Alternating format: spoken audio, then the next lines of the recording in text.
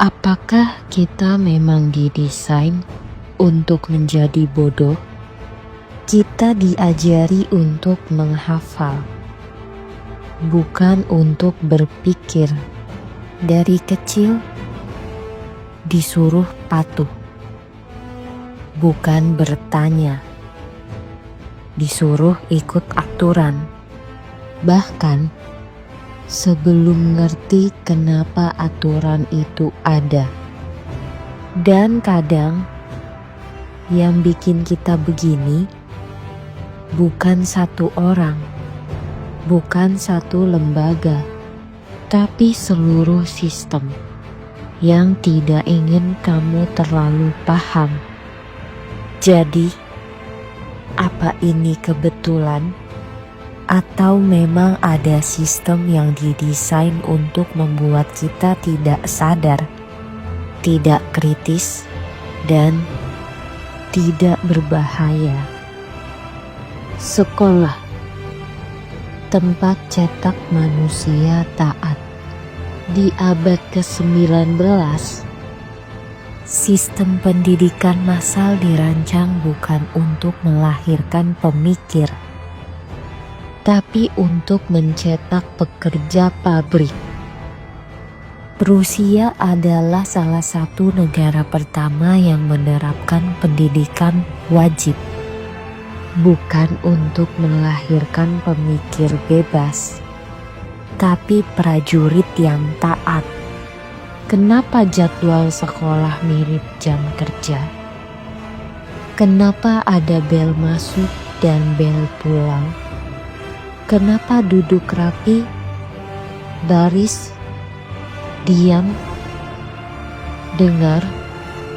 Karena sekolah modern lahir dari era revolusi industri, dan tujuan awalnya bukan mencerdaskan, tapi mendisiplinkan.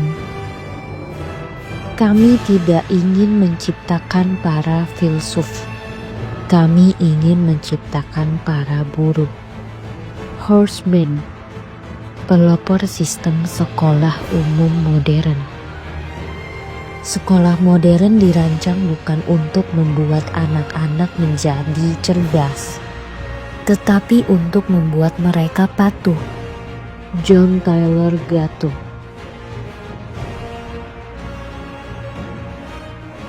Buku pelajaran alat lupa massal. Kita belajar sejarah, tapi hanya versi yang aman. Pahlawan disederhanakan, penjajahan dibahas setengah-setengah, genosida dilompati, dan para pembunuh kadang malah disebut jasa besar bagi bangsa.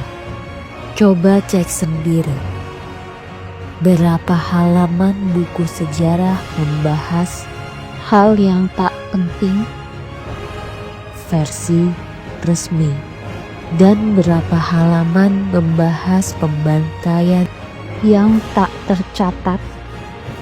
Kita diajarkan soal penjajahan Belanda, tapi berapa banyak yang tahu soal genosida Banda Neira? Terus gue jadi inget sama kutipannya George Orwell dalam buku 1984.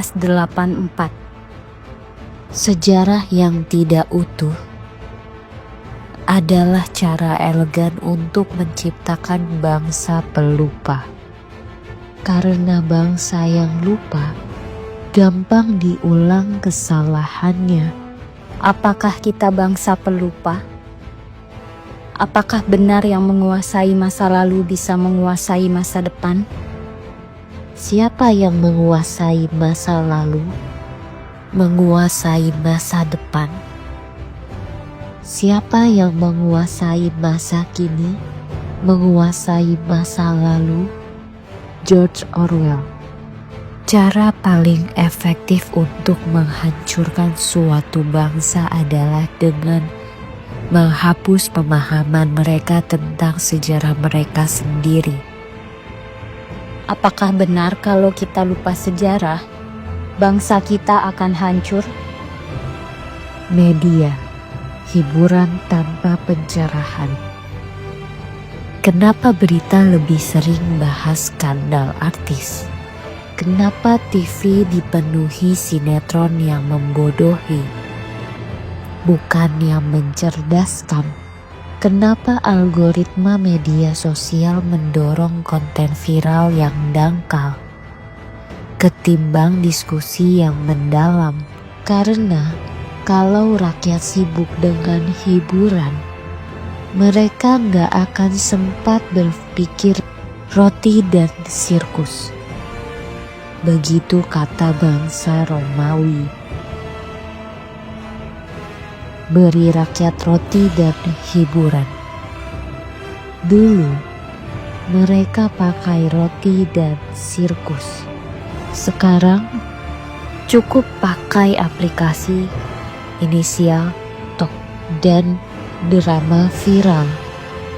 Scrolling tanpa henti adalah bentuk penjara paling halus. Kita pikir kita bebas, padahal kita hanya disibukkan menghibur diri sampai mati. Neil Postman, Amusing Yourself to Death. Sistem yang tak ingin kamu kritis. Kritik dianggap nyinyir, bertanya dianggap pembangkang, berpikir beda dianggap ancaman. Padahal semua tokoh perubahan dalam sejarah bermula dari pertanyaan-pertanyaan aneh yang tidak disukai sistem. Kenapa harus begini? Siapa yang diuntungkan? Apa ini satu-satunya cara? Tapi pertanyaan-pertanyaan itu bukan hanya tak diajarkan. Di banyak tempat, bertanya bisa bikin kamu dipecat. Di beberapa negara, bahkan di penjara. Semakin kamu takut bertanya, semakin mudah kamu dikendalikan.